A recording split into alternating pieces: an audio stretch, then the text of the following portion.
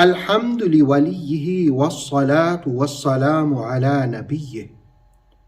انسان کے لیے یہ کتنی عجیب بات ہے کہ ایک چیز کا اس کے پاس نالج ہو اور حقیقت کو جانتے ہوئے بھی اس بارے میں بحث و تکرار اور جھگڑے میں مبتلا ہو جائے، اور پھر وہ لوگ جن کو علم ہی نہ ہو ان کا ایٹیچیوڈ کیا ہوگا آپ خود سوچ سکتے ہیں۔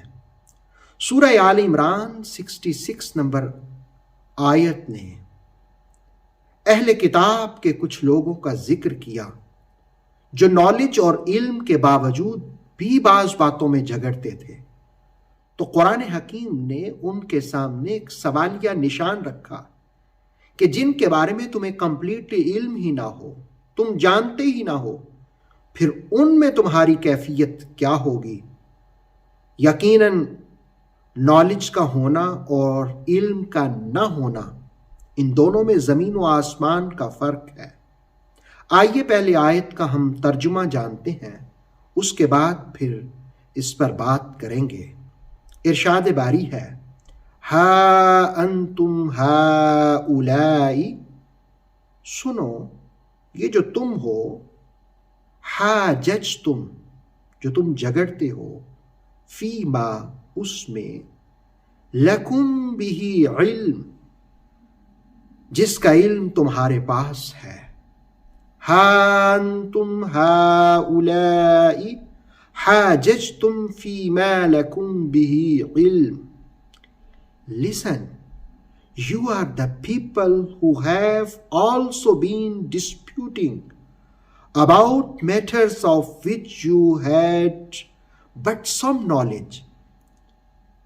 فَلِمَ کیوں، تحاجون تم جھگڑتے ہو، فیما اس معاملے میں، لیس لکم جس کے معاملے میں تمہیں نہیں ہے، بھی اس معاملے میں، اس کے ساتھ، علم فَلِمَ تحاجون فیما لیس لکم بھی علم، but why do you dispute about the things of which you have no knowledge at all؟ واللہ یعلم، اور اللہ خوب جانتا ہے، وَأَنْتُمْ لَا تَعْلَمُونَ اور تم مکمل طور پر تم نہیں جانتے۔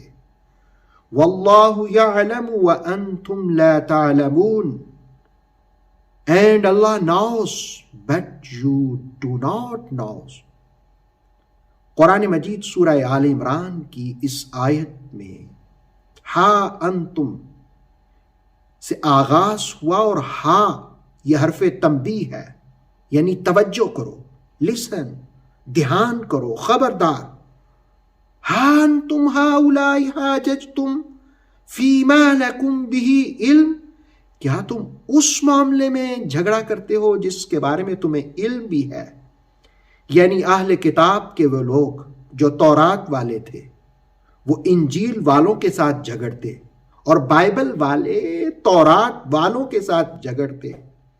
اور سورہ بقرہ نے تو یہ بھی ذکر کیا کہ وہ انکار کرتے تھے جو ایک دوسرے پر نازل ہوا، تو ان سے کہا گیا کہ تم اس حقیقت کو جانتے ہو، تورات بھی اللہ کی جانب سے ہے، انجیل بھی اللہ کی جانب سے ہے، زبور بھی اللہ کی جانب سے ہے، قرآن بھی اللہ کی جانب سے ہے، دیگر صحائف بھی اللہ کی جانب سے ہے۔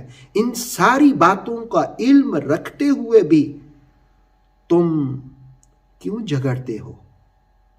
ہا انتم ہؤلائی حاججتم فیما لکم بھی علم، تم وہ لوگ ہو کہ تمہیں علم ہے اور اس کے باوجود تم تکرار کرتے ہو، بحث کرتے ہو، جھگڑا کرتے ہو۔ تو پھر وہ معاملہ جس کا تمہیں علم ہی نہیں ہے، فَلِمَ تُحَاجُّونَ فِي مَا لَيْسَ لَكُمْ بِهِ علم۔ دراصل اس میں اشارہ یہ کیا کہ حضرت ابراہیم علیہ السلام تو پہلے گزرے، تورات انجیل تو بعد میں آئیں، لیکن یہ کتابیں ان کے بارے میں ساکت ہیں، ان کے بارے میں خاموش ہیں۔ تو قرآن حکیم نے کہا کہ ان کے معاملے میں تم کیوں جھگڑتے ہو؟ اللہ خوب جانتا ہے، واللہ یعلم، वअन्तुम ला तालमून, और तुम नहीं जानते। इस आयत से जो बातें हम सीख सकते हैं, जो बातें हम जान सकते हैं, उनमें पहली बात यह है कि सही और गलत में फर्क करना चाहिए, और यह फर्क होता है।